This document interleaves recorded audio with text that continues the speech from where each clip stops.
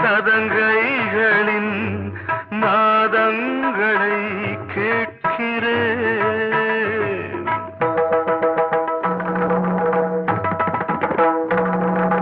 பூப்பந்தல பொன்னூஞ்சலா புரியாமல் நான் பார்க்கிறேன்.